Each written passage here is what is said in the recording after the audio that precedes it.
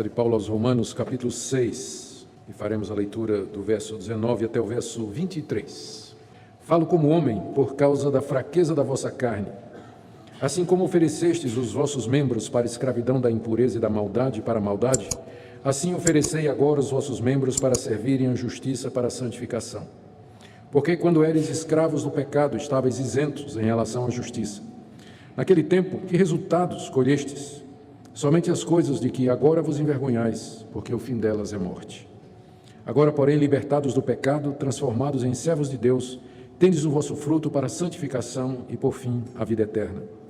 Porque o salário do pecado é a morte, mas o dom gratuito de Deus é a vida eterna em Cristo Jesus, nosso Senhor. Nós pedimos, ó Deus, que Tu nos encaminhes na compreensão da Tua palavra, que Tu abras os olhos do nosso entendimento, que Tu inclines o nosso coração a obedecer-Te. Eu quero orar, Senhor, que Tua palavra nessa noite seja usada para conforto e edificação do Teu povo, para encorajamento a viver em santidade e também para despertamento e conversão de pessoas que aqui se encontram nessa noite e que ainda estão sob a escravidão do pecado.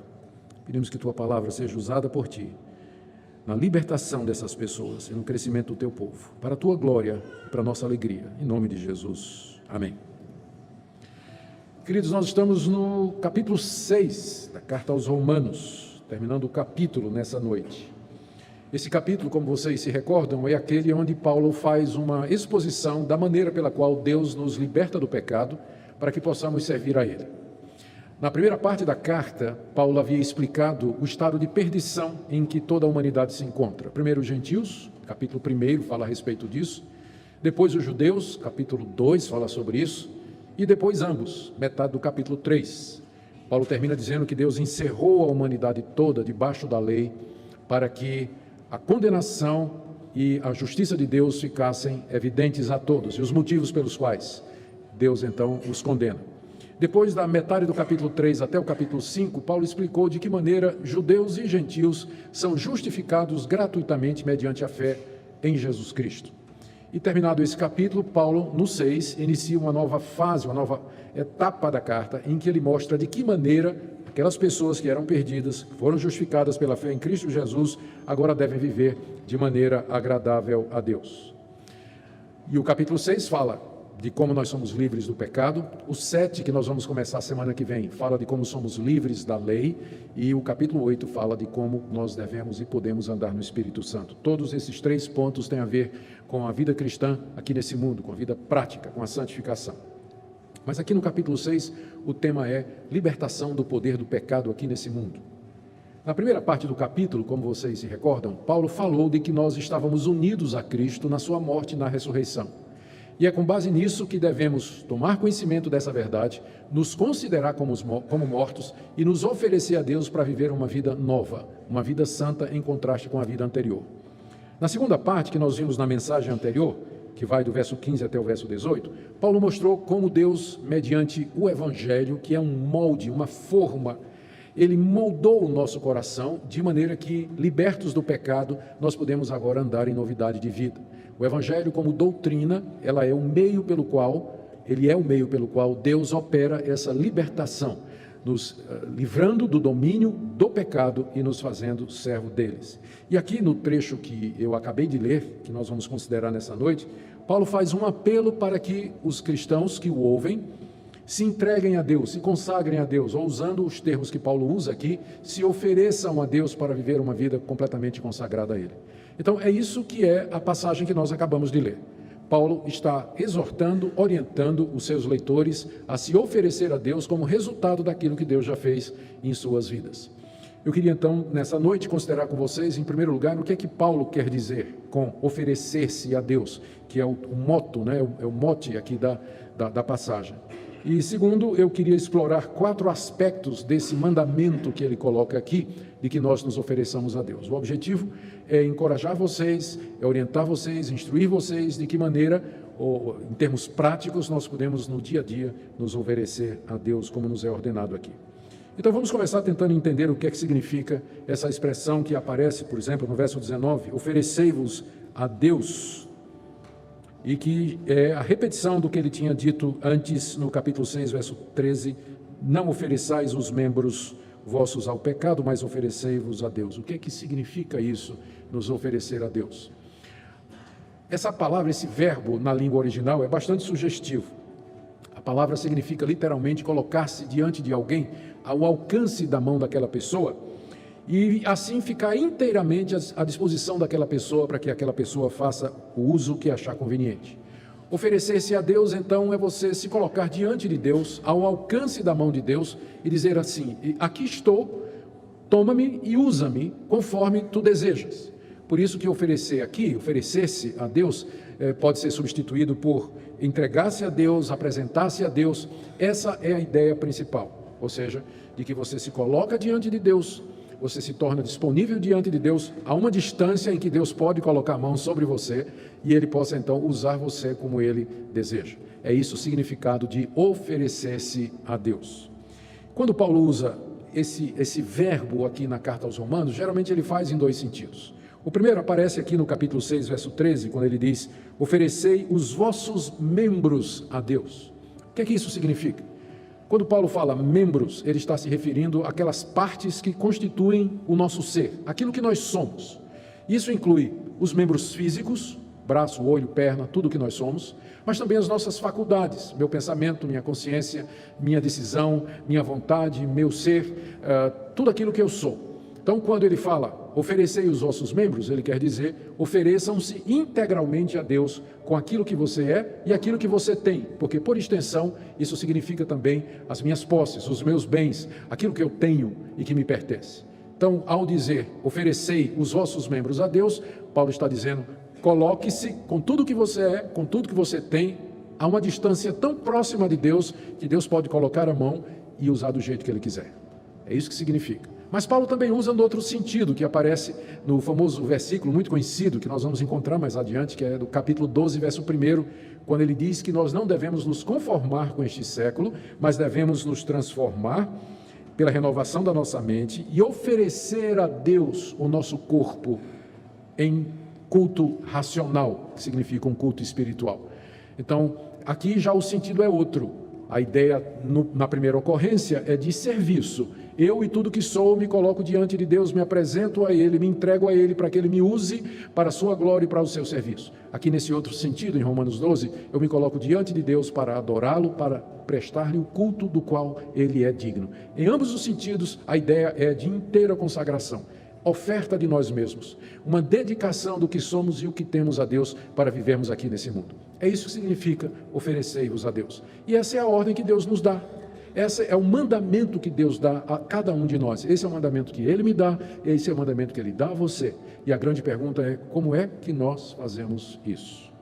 E aqui então nós temos 4 orientações do apóstolo Paulo para nos ajudar a obedecer a esse mandamento da parte de Deus, e eu quero ver todos os 4 com vocês nessa noite. O primeiro deles está no verso 19, e pode ser resumido da seguinte maneira: ofereça-se a Deus da mesma forma como antes você se oferecia ao pecado.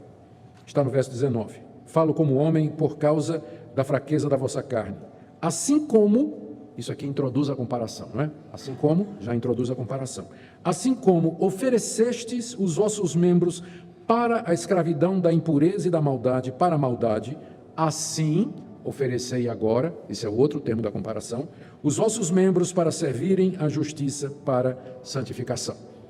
Ou seja, da mesma forma que nós antes servíamos ao pecado e nos entregávamos ao pecado, agora nós temos que, com a mesma intensidade ou maior, nos oferecer a Deus para servir a Deus. Paulo então faz um contraste, uma comparação, uma analogia entre a maneira como vivíamos antes de conhecer a Cristo, vivendo completamente de maneira dedicada para o pecado, e a nova vida que Deus nos dá em Cristo Jesus, na qual nós devemos viver inteiramente dedicados a Ele. Ele pede desculpas, por usar essa analogia. Ele vê que ele começa o verso 19, se justificando, pedindo desculpas. Eu falo como homem por causa da fraqueza da vossa carne. Aqui é uma expressão que significa simplesmente o seguinte: eu vou usar uma figura da linguagem do dia a dia, ou vou usar um argumento que é fácil de entender, embora possa parecer um pouco vulgar. Vocês me desculpem, mas é porque eu sei que vocês têm limitações. Isso é Paulo falando, Então eu vou usar uma comparação que é útil para vocês entenderem o que eu quero dizer com oferecer-vos, embora ela tenha as suas limitações. E a analogia é exatamente essa. Você deve se oferecer a Deus agora, como antes você se oferecia ao pecado. Antigamente, Paulo diz aqui, vocês ofereciam os seus membros, o que eu sou e o que tenho, para a escravidão da impureza e para a maldade. Ele aqui está descrevendo a vida das pessoas sem Deus, como era antes de conhecerem a Jesus Cristo. Essas pessoas viviam para satisfazer os desejos do pecado, para satisfazer as suas paixões, a lascívia, a cobiça, a impureza, os desejos carnais, e as pessoas se entregavam livremente a isso, a esse desejo, a essas paixões. Era assim que era a vida antiga. Eu vivi essa vida, me converti aos 22 anos de idade. Aos 16 eu já tinha saído da igreja, fui criado na igreja, aos 16 joguei tudo para trás e fui para o mundo. E eu me lembro, olhando para aqueles dias, como essa descrição aqui é uma descrição exata do que aconteceu comigo, e eu tenho certeza que é uma descrição exata para quem já viveu como servo do pecado antes de conhecer a Jesus Cristo. A maneira como me entregava com avidez e com desejo e sem a menor culpa, sem a menor vergonha a fazer coisas reprováveis. Era assim que eu vivia e é assim que Paulo descreve, é assim que é a vida da pessoa sem Deus. Antigamente se entregava, se oferecia ao pecado como escravo para cumprir a vontade do pecado, praticando a maldade e a impureza. E agora, vem a comparação, você deve se oferecer a Deus com a mesma intensidade. Agora que você está livre, agora que você foi liberto da escravidão do pecado, e em contraste com o que era antes, diariamente se coloque voluntariamente diante de Deus, ao alcance de suas mãos, e diga: usa-me. Apresente os seus membros a Deus como instrumentos não mais da imundícia, da maldade, da impureza e da imoralidade, mas como instrumentos da justiça de Deus. Isso antes não era possível. Verso 20. Porque quando éreis escravos do pecado, estáveis isentos em relação à justiça. Essa frase de Paulo quer dizer o seguinte: antigamente vocês eram escravos do pecado. E como escravos do pecado, vocês não podiam ser escravos de Deus. O sistema de escravidão era de submissão exclusiva. É diferente do nosso sistema de trabalho hoje. Eu posso ter um emprego de manhã, posso ter outro patrão à tarde, no outro emprego, e posso ter uma terceira atividade à noite. Mas o escravo, ele servia integralmente ao seu patrão. Antes eu era escravo do pecado e eu não tinha tempo para Deus, eu não tinha como servir a Deus. Paulo usa uma expressão aqui: quando vocês eram escravos do pecado, vocês estavam isentos em relação à justiça, ou em relação a Deus. Isento aqui quer dizer livre. Livre no sentido de que você não tinha nenhuma obrigação com Deus. Ou você sentia que não tinha nenhuma obrigação com Deus, ou você não queria nenhuma obrigação com a justiça de Deus e com as coisas de Deus. Ou seja, Paulo está dizendo que tem apenas duas opções: ou você vive uma vida dedicada ao pecado, como escravo do pecado, ou você vive uma vida de dedicação a Deus. Não tem nenhuma área no meio que seja uma área cinzenta em que você atua como se fosse livre, porque há pessoas que pensam assim, que elas têm liberdade, que elas vivem de maneira autônoma e que elas escolhem quando elas vão servir a Deus e que elas escolhem quando vão servir ao pecado. Esse não é o pensamento bíblico. Essa não é a perspectiva que a Bíblia dá a nosso respeito. A Bíblia fala de nós ou como escravos do pecado, servindo integralmente ao pecado, ou como servos de Deus, sem ter tempo para viver a vida no pecado. E esse então é o primeiro argumento do apóstolo Paulo aqui. Vocês devem se oferecer a Deus com a mesma intensidade, dedicação, alegria, vontade e disposição com que antes vocês serviam ao pecado. É assim que vocês devem fazer. É uma comparação para a qual ele pede desculpas, não é? Porque parece meio que vulgar ou simplório, mas ela nos ajuda a entender, ela dá um referencial.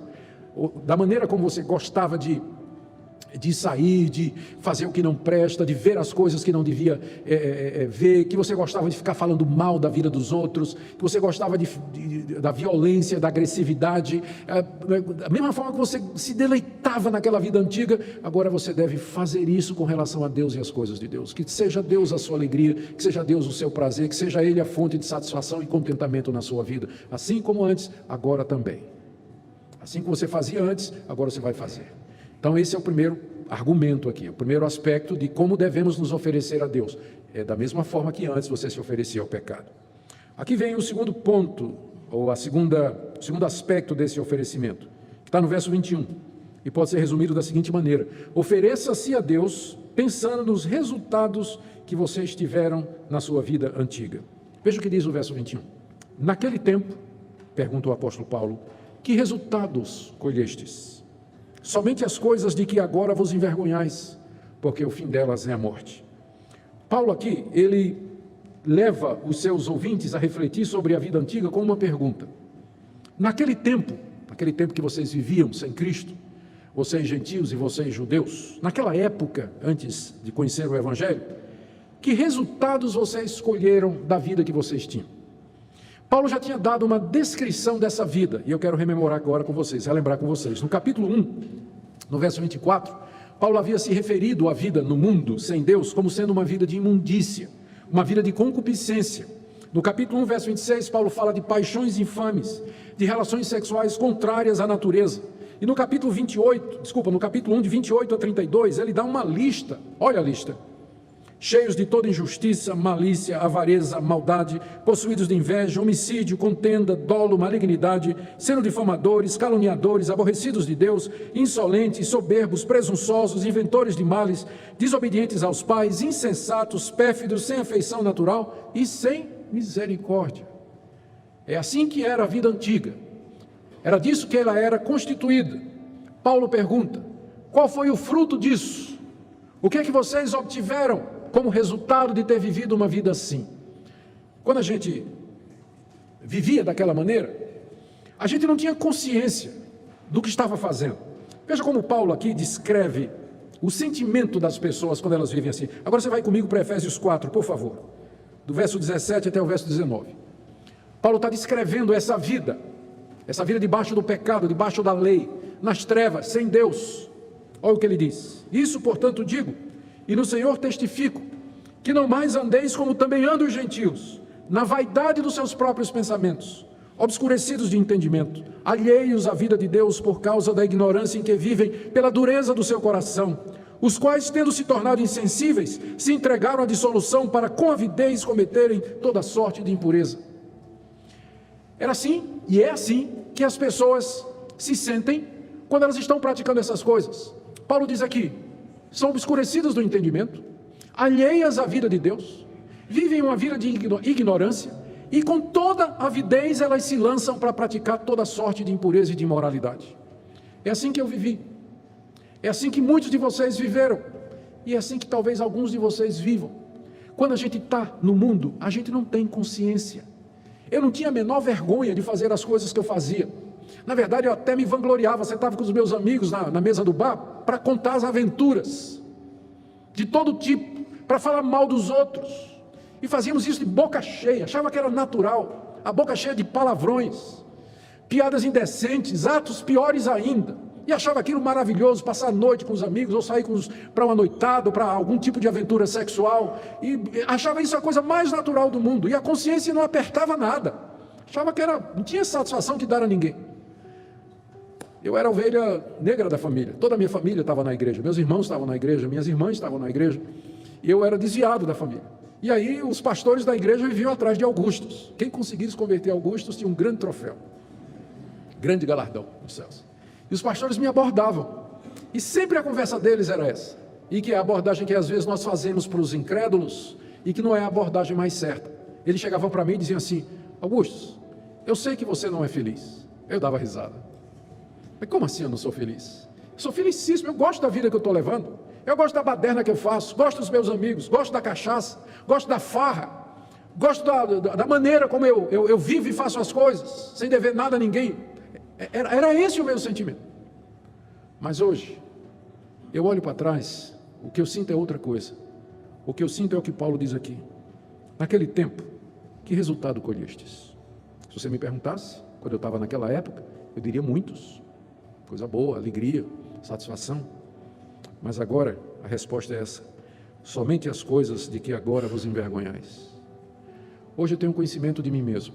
Hoje eu sei que eu sou um pecador e eu sei por que eu fiz aquelas coisas. Hoje eu tenho consciência da seriedade do pecado e do preço que ele cobra. Hoje eu conheço a Deus e conheço a sua santidade e a sua justiça. Hoje eu conheço a Jesus Cristo e o que ele fez na cruz por mim, como ele ali sangrou e morreu pelos meus pecados. Hoje eu tenho consciência da realidade das penas eternas, do castigo eterno, do inferno, que é por impenitente.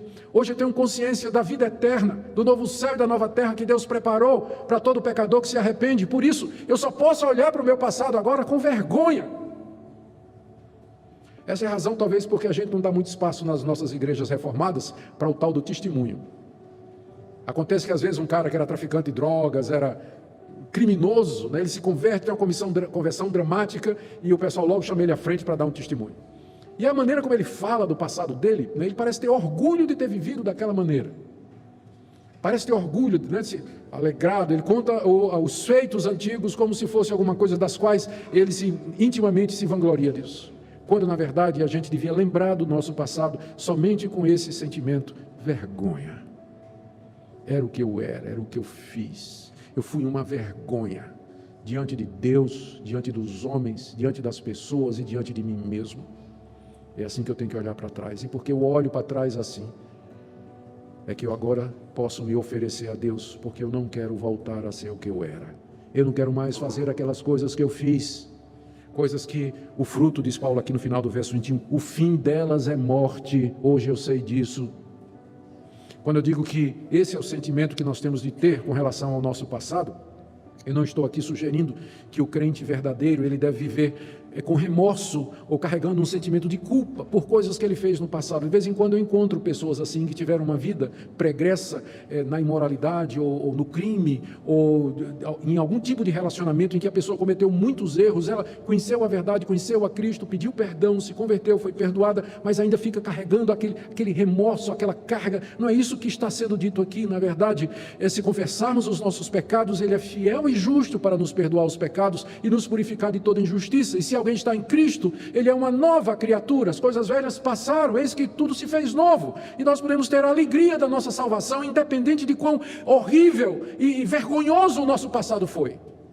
Eu não estou dizendo que a gente deve viver carregando a culpa. Se você vive carregando culpa e remorso pelo seu passado, não há nada de evangélico nisso. Na verdade, está faltando evangelho, porque nós temos que aceitar o perdão de Deus, que Ele nos dá completamente. Mas eu estou dizendo que nós devemos olhar para trás, e quando olharmos da nossa perspectiva atual, o que nós devemos sentir é somente isso: vergonha. Pelo que eu fui, pelo que eu fiz, pelo mal que eu causei, pelo mau testemunho que eu dei, como eu ofendi a Deus. Por isso, eu não quero mais voltar a ser o que eu era. Eu não quero mais fazer estas coisas, porque eu sei que o fim delas é a morte. Por isso, oferecei-vos a Deus, pensando na vida antiga e no resultado dela. Terceiro ponto da passagem está no verso 22.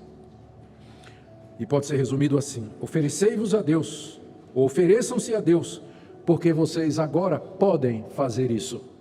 Ofereçam-se a Deus, porque agora vocês podem fazer isso. Antes vocês não podiam. Antes de conhecer a Cristo, de serem convertidos pelo Evangelho, vocês não podiam. Mas agora vocês podem, por isso, oferecei-vos a Deus. Verso 22, agora, porém, libertados do pecado, transformados em servos de Deus, tendes o vosso fruto para a santificação e, por fim, a vida eterna. O que nós temos aqui é uma declaração do apóstolo Paulo, daquilo que Deus fez por nós em Cristo Jesus. O agora, do verso 22, geralmente se refere à nova vida, à interferência de Deus na vida antiga, trazendo ressurreição, transformação. É o que a gente chama em teologia do agora escatológico, é o irrompimento da nova vida e da realidade do reino de Deus na nossa experiência e na nossa existência. Agora. O porém, agora, porém, estabelece o contraste com o que era antes. Antes, como vimos, nós éramos escravos do pecado, fazendo coisas vergonhosas que levavam à morte. Agora, porém, duas coisas: libertos do pecado, mediante a ação de Deus através de Cristo Jesus, e transformados em servos de Deus. E essa transformação é Deus que opera em nós pela sua graça. Vocês têm o fruto de vocês para a santificação e por fim a vida eterna. Paulo está dizendo àqueles cristãos o que Deus fez por eles como base para que eles se ofereçam a Deus. É mais ou menos isso. Agora, porém, em contraste ao que vocês eram, vocês estão libertos do pecado, vocês foram feitos servos de Deus, e o fruto disso é a santificação e a vida eterna. Portanto, ofereçam-se a Deus. Isso é muito comum no Novo Testamento. Tipo assim, Paulo diz: vocês foram crucificados com Cristo, foi o que Deus fez e que está no passado. Agora, crucifiquem a sua natureza presente. Vocês morreram com Cristo, está no passado, é um ato realizado por Deus, mas agora façam morrer a sua natureza pecaminosa. E aqui é o que a gente chama em teologia, os imperativos de Deus, as ordens de Deus na Bíblia, elas sempre estão embasadas em declarações do que Deus fez. Vou dar um exemplo que talvez seja o mais claro. Vamos lá para o Antigo Testamento, porque isso é verdade na Bíblia toda. Como é que começam os 10 mandamentos? Eu sou o Senhor teu Deus, que te tirei da terra do Egito. Portanto, primeiro, não terás outros deuses diante de mim. Segundo, não farás para ti imagem de escultura. Terceiro, não tomarás o nome do Senhor teu Deus em vão. Os 10 mandamentos são precedidos por uma declaração de que Deus havia liberto aquele povo. É como se Deus dissesse assim: eu libertei vocês. Agora, com base nisso, aqui está como vocês devem viver. O imperativo, não faça isso, não faça isso, baseado no indicativo: eu tirei vocês da terra do Egito.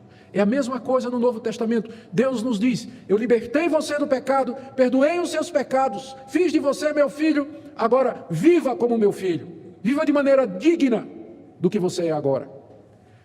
Tem muitas religiões no mundo, tem uma enciclopédia de religiões que é dessa grossura, eu conheço ela em inglês, é coluna dupla, letra pequena, a quantidade de religiões que tem no mundo.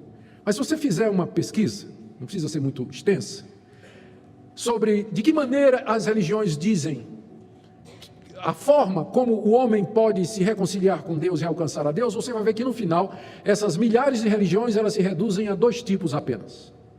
A grande maioria delas, a quase totalidade das religiões, vão dizer que para você chegar a Deus, para você se reconciliar com Deus, o movimento é de baixo para cima, você tem que fazer alguma coisa.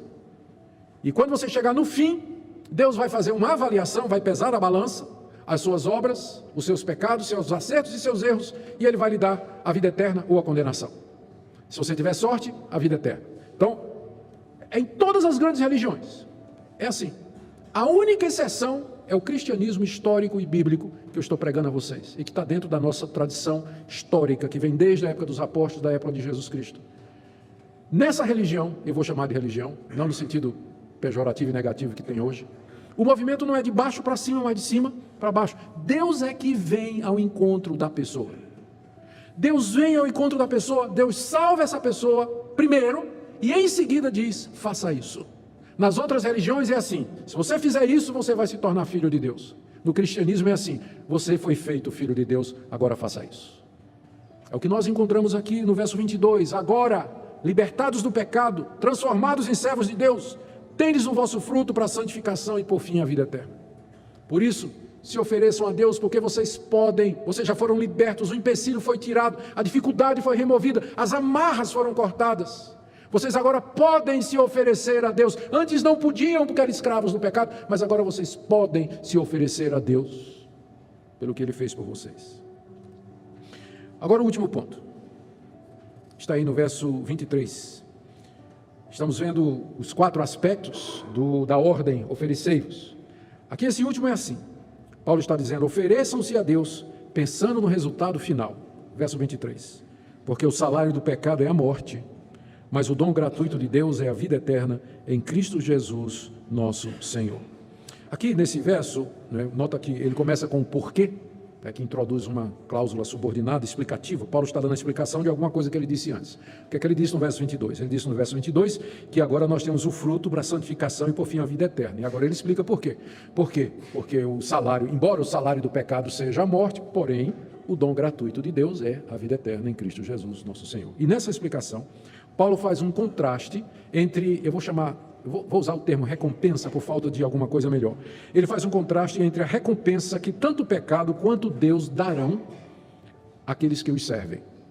Aqui a figura é de 2 patrões, 2 senhores que têm escravos sob seu comando.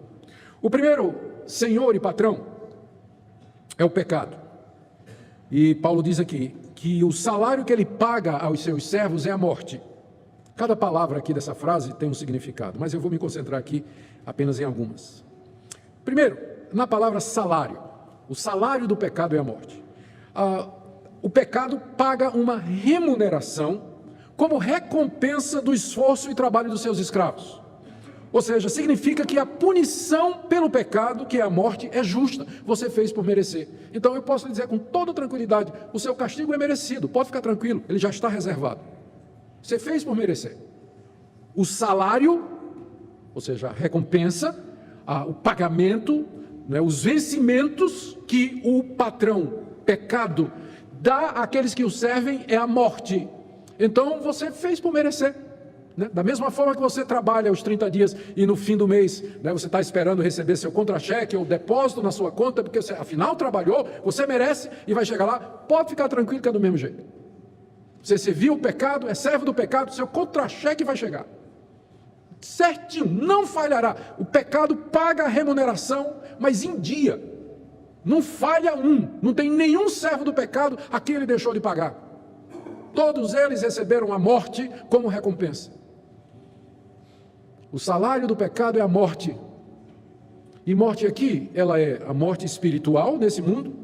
Pecadores estão mortos espiritualmente diante de Deus. Eles podem até ser religiosos, acreditar em alguma divindade, prestar culto a algum Deus, ou fazer orações a um Deus que ele inventou, alguma coisa, mas ele não conhece o Deus vivo, por isso ele está morto. Ele está morto para Deus. Depois da morte espiritual vem a morte física. E depois da morte física vem aquilo que a Bíblia chama da segunda morte, que é uma referência ao inferno, ao sofrimento eterno, sem pausa.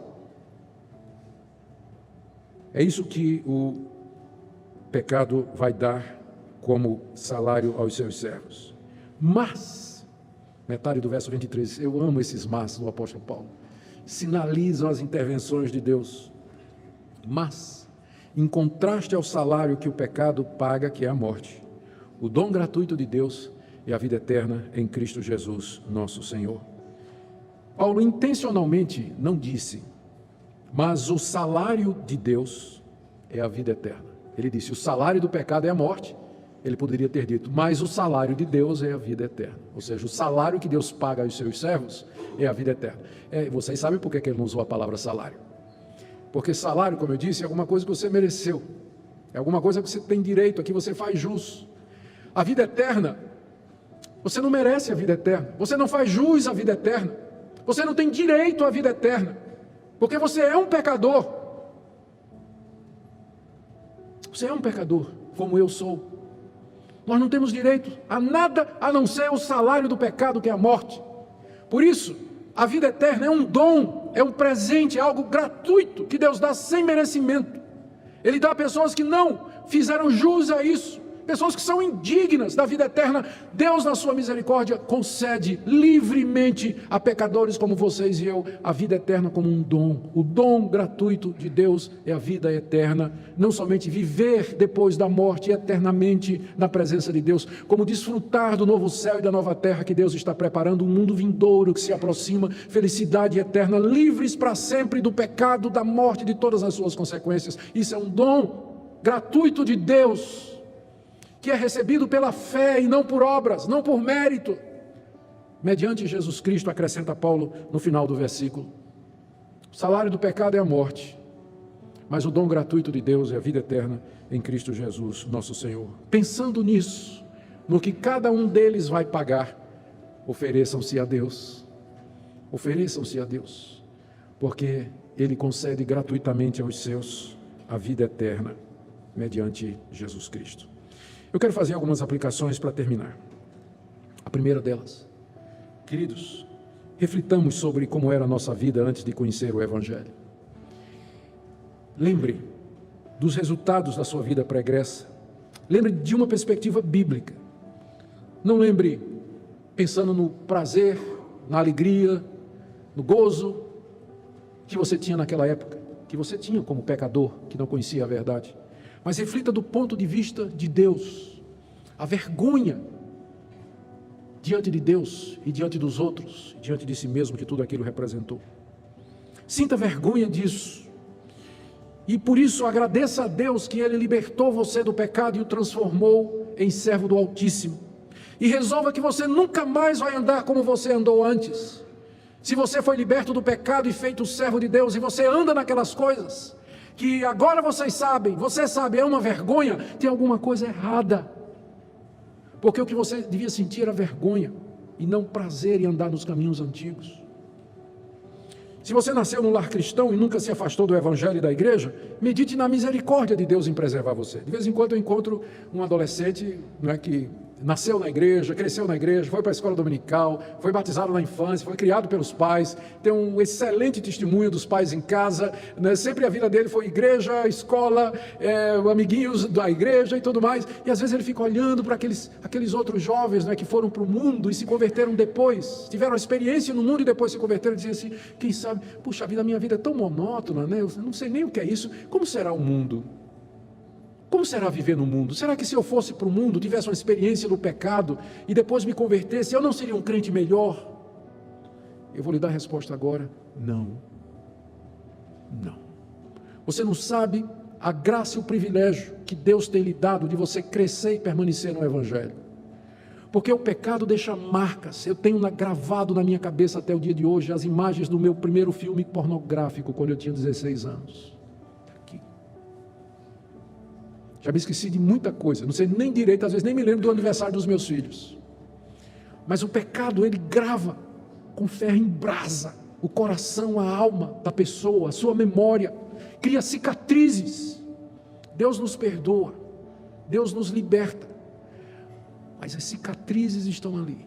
E a luta de santificação de alguém que viveu no mundo é muito mais difícil do que daquele jovem que cresceu na igreja e pela graça de Deus nunca se desviou. Então essa ideia, né, vamos experimentar um mundo que talvez se eu tenho uma conversão dramática assim, vai ser melhor, é coisa do diabo. Eu sei exatamente o dia da minha conversão, eu sei o dia e a hora em que Deus mudou meu coração, aqui diante de mim, no quarto da minha mãe, uma noite de setembro de 1977, quando eu clamei a Deus, e Ele me ouviu, caiu um fardo de 200 quilos das minhas costas, os meus olhos se abriram, me vi na presença de Deus. Você diz, que coisa maravilhosa, pastor, eu queria ter uma conversão dessa. Não, você não quer. Eu prefiro a Minca. A Minca nasceu num lar cristão, ela não lembra quando ela se converteu, mas é muito mais crente do que eu. Eu acho que ela já nasceu crente. Ela não sabe o dia da conversão dela, nem o pai dela, reverendo Francisco Leonardo. Então não caia nessa. Estou vendo jovens aqui, adolescentes da nossa igreja, crianças, não pensem nisso, que indo lá, pulando a cerca, você vai voltar com mais experiência, você vai trazer cicatriz, desgraça, horror e vergonha para a sua vida. É isso que vai acontecer. Dê graças a Deus que você pode continuar firme no evangelho, como Timóteo. Como Timóteo. Terceira coisa, use os meios que Deus lhe oferece, para que você não viva mais como escravo do pecado. Tire tempo para diariamente estudar a palavra de Deus. Esse é o principal meio que Ele deixou junto com a palavra, com a oração. Medite na palavra dEle. Gaste tempo para refletir sobre ela. Ore sem cessar. Tire tempo para orar. Participe das reuniões da igreja, dos cultos, dos grupos de estudo bíblico. Use os meios que Deus deixou para que você se ofereça a Ele diariamente. E ofereça tudo o que você é e tudo que você tem para servir a Deus. Tem pessoas que precisam conhecer a Deus, tem pessoas que precisam de ajuda, há coisas a fazer no reino de Deus, portanto se coloque diante de Deus, a uma distância de Deus suficiente que Ele possa colocar as mãos em cima de você e diga, Senhor, eis-me aqui, eu me apresento a Ti, eu me ofereço a Ti, eu me oferto a Ti com tudo que sou, eu quero viver para a Tua glória, quero que minha vida seja toda consumida para a Tua glória, deixando para trás as coisas das quais agora eu me envergonho. E por último, queridos, hoje à noite, coloco a morte e a vida diante de vocês. Escolham. Morte, se vocês quiserem continuar no caminho do pecado, no caminho da desobediência, da incredulidade e da teimosia. O salário é certo. Vida, se arrependidos, crentes em Cristo, oferecem-se a Deus, dele recebendo gratuitamente o dom da vida eterna. Oremos. Ó Deus, te damos graças por tão grande misericórdia que salva pecadores do mais profundo do abismo. Te damos graças pela misericórdia que preserva filhos de pecadores, fazendo-os andar no caminho do Evangelho desde cedo. Te damos graças, ó Deus, porque pelo Evangelho o Senhor nos liberta, perdoa, Eu quero interceder nessa noite pelos que aqui se encontram e que são escravos das paixões, da maldade, da impureza, da imoralidade, da mágoa, do ódio, da inveja, da raiva. Ó Deus, quebranta essa escravidão, liberta esses queridos pelo poder do Evangelho de Cristo.